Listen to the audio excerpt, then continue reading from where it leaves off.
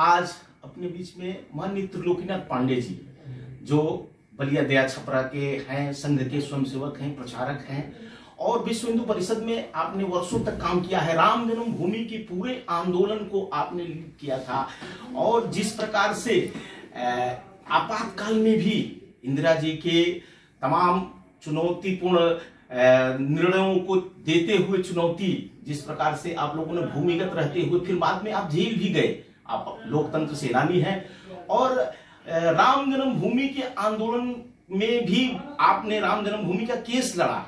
एक प्रकार से गांव के लोग दद्दा जी कहते हैं, तो संगठन के लोग आदरणीय रविशंकर जी कहते हैं कि ये राम सखा हैं। तो ऐसे आदरणीय त्रिलोकी जी से मैं आज भेंट है और लोकतंत्र सेनानी के नाते से उस आंदोलन को, वह 76-77 का आंदोलन इंदिरा जी का जिस प्रकार का दबदबा था, उसमें आप लोगों ने किस प्रकार से आंदोलन किया, सत्याग्रह करके जेल गए। मैं आज त्रिलोकी जी को चाहता हूं कि थोड़ा सा उस समय की बातें थोड़ी बताएं लोकतंत्र के संबंध में, जिस प्रकार से आप लोगों ने लोकतंत्र की हत्या होने से बचाया इस देश को। आपातकाल में जो राष्ट्रभक्त लोग थे, उनके हृदय में एक वेदना थी, उन्हें चुनौती दी गई है। जो कांग्रेस के पिट्ठू लोग थे, इंदिरा जी के चटकार थे, इंदिरा जी के जूठन पर पलने वाले लोग थे, वो लोग इसको शांति पर्व की घोषणा करते थे। कष्ट के साथ कहना पड़ता है, बिनोई जैसे आदमी भी गए थे। शांति पर्व की उपाधि बिनोई जी ने दिया था।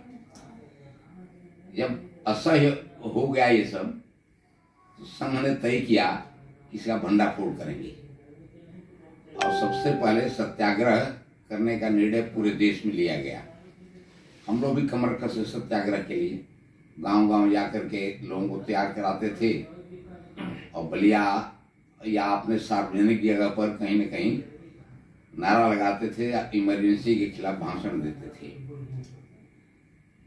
ये बलिया का सौभाग्य था कि बलिया के चंद्रशेखर जी थे, बलिया के जयप्रकाश जी थे। लेकिन सत्याग्रह में नारा लगा करके जेल जाने के लिए एक एक व्यक्ति को हम लोग गांव-गांव से बड़ा मेहनत से तैयार करते थे। जिनके नेतृत्व में सत्याग्रह होने वाला था, वही फ्यूज हो जाते थे। बहुत कोशिश किए और प्रांत की एक बैठक सप्ताह में होती थी। कोई न कोई अपने प्रमुख अधिकारी आते थे और व्रत लेते थे।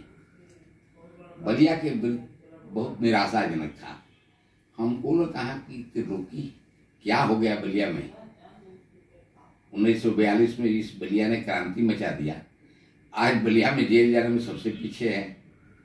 हमने कहा कि देखिए, सार्वजनिक जगह में और बलिया आ करके आपातकाल का भंडाफोड़ करना तो बड़ा कठिन है, लेकिन जेल भरना होगा तो एक दिन में जेल हम भर देंगे। कहे यार किसी तरह से कुछ जेल में भेजो, नहीं तो बलिया का नाम कट रहा है। तो बलिया में हम लोग, हमारे जिला प्रचारक हर्षदाजी थे, उनको टाइफाइड 2 बार अटैक किया, उनको भेज दिया गया बिहार में दवा कराने के लिए। मैं बीएड में था और मेरे साथ 3 विद्यार्थी, रामायण सिंह, मनीराम जी और एक और थे, क्या नारायण राय, नहीं, वो अरबाद में प्रचारक अपने जगदीश जी, ये थे। और श्री राम चौहान बस्ती से बलिया गए आपातकाल में प्रचारक बनकर के। श्री राम जी बड़े मस्ती से हम लोगों का मार्गदर्शन किए। तो बैठक के बाद आकर के हमने बताया कि भाई किसी तरह से बलिया का जेल भरना है। ये हम लोग योजना में जिन विद्यालयों में अपना सीधा संपर्क है, उन विद्यालयों में, विद्यालय में जब प्रेयर होता है उसी समय इंदिरा जी की अर्थी जलाई जाए और इंदिरा जी के खिलाफ नारा लगाया जाए और बलिया को एक दिन में जेल भरना है। 17 कॉलेज में एक साथ ये सारी योजना हुई और 172 विद्यार्थी गिरफ्तार हुए, सब जेल गए। हम लोगों को एक हुआ कि लड़के ऐसा ना हो कि भयभीत हो जाए, डरने लगे, लेकिन भगवान की बड़ी कृपा थी, बड़े तेजस्वी हमारे 4 इंटर कॉलेज और डिग्री कॉलेज के प्रिंसिपल बंद हुए थे। पहले झोंके में गिरफ्तार हो गए, बंद हो गए। हमारे 9 बहुत श्रेष्ठ वकील गए थे, किसान और अच्छे कार्यकर्ता भी हमारे 10-12 गए थे। इन लोगों के ऊपर ये जिम्मेदारी डाली गई कि लड़कों का मनोबल न टूटने पावे और लड़के बड़े मनोयोग से रहे। घर से अर्थी बना करके छुप करके आड़े तिरछे जाकर के विद्यालय में छुपाए। और जब प्रेयर हुआ तो प्रेयर के तुरंत बाद उसमें आग लगाए, अंग्रेजों के खिलाफ नारा बुलंद किए। उसका परिणाम हुआ कि पूरे विद्यालय से एक शोर हुआ कि हजारों लड़के गिरफ्तार हुए, लेकिन 172 लड़के जेल में ले गए और ये जेल में अंत तक रहे और उनका मनोबल आज तक नहीं टूटा। आज भी जो अभी जिंदा हैं इसी मनोबल और इसी भाव के साथ है। ये बलिया की 90 के दशक में आप एकात्मता यात्रा, राम जानकी रथ यात्रा और उसके बाद से संत सम्मेलन, राम जन्मभूमि का आंदोलन पूरा, उस समय आप विभाग संगठन विश्व हिंदू परिषद के उधर आजमगढ़ विभाग के थे और फिर अयोध्या से भी निरंतर संबंध। थोड़ा सा एक कम शब्दों में राम जन्मभूमि के आंदोलन के बारे में।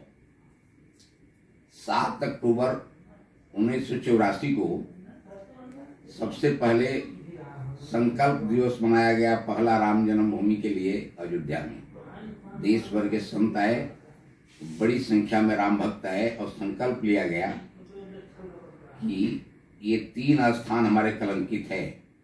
काशी में विश्वनाथ मंदिर, अयोध्या में राम मंदिर और मथुरा में कृष्ण जन्मभूमि, ये तीनों स्थानों को मुक्त कराएंगे और जब तक मुक्त नहीं होगा तब तक हम चैन से नहीं रहने देंगे।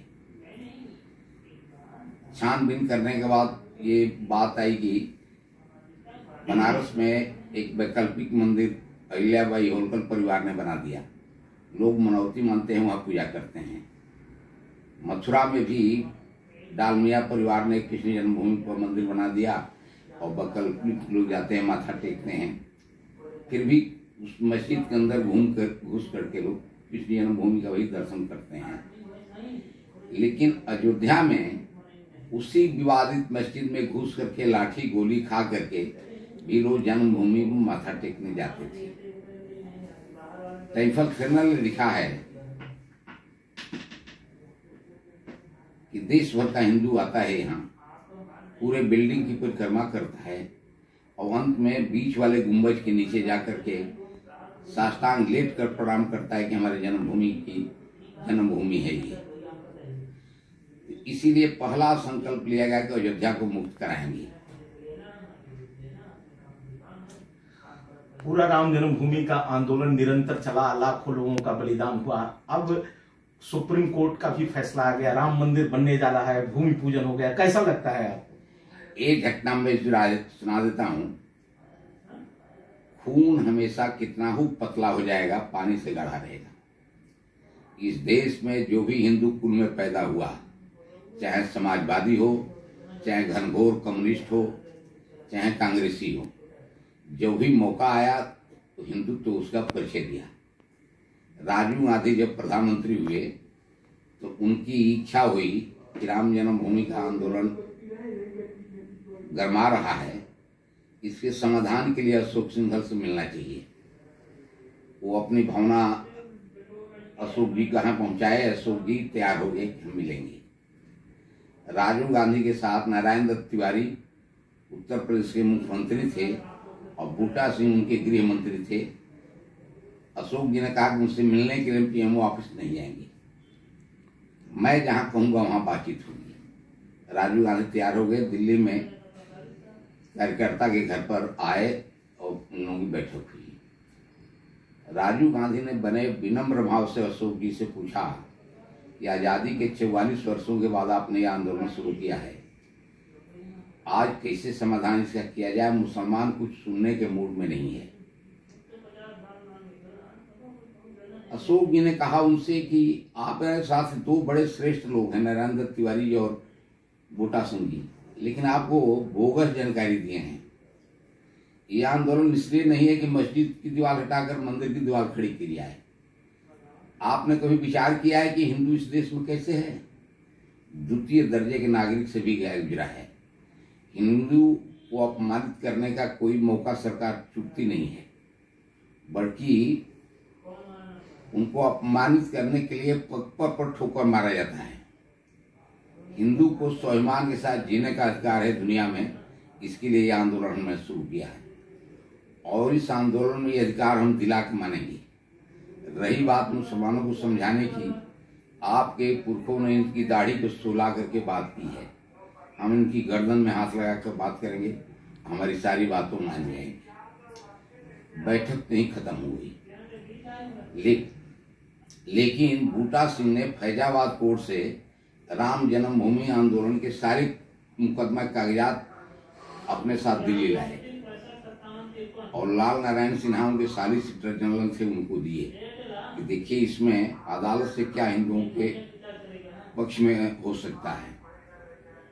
कुछ दिनों पढ़ने के बाद उन्होंने बताया मुकदमा तो हिंदुओं का कोई मालिकाना हक का है नहीं, दो मुकदमा दर्शन का है, गोपाल सिंह विशारद का और रामचंद्र परमहंस का।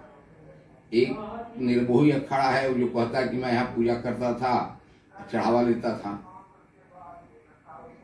तो दो लोग कहते हैं दर्शन के लिए हमको मत रोका जाए, और निर्मोही अखाड़ा कहा कि रिसीवर को हटा करके हमको चार्ज दिया जाए। हिंदू का मालिकाना हक का कोई मुकदमा नहीं था, मालिकाना हक का साफ मुकदमा मुसलमान का था। गोपाल सिंह विशारद का मुकदमा 14 जनवरी 1950 को हुआ था, सबसे पहला। गोपाल सिंह विशारद गवर्नमेंट के कर्मचारियों को पार्टी बनाए थे। नियम यह है कि दफा 80 की नोटिस दी जाती है, तब इसके बाद उनको मुलजिम बनाया जाता है, पार्टी बनाया जाता है। यही प्रक्रिया दफा 80 की नोटिस देकर परमहंस जी ने किया। परियर भी ये न्यायालय का लंबा चला मुकदमा जो आपने लड़ा। एक मिनट, इसके बाद निर्मोही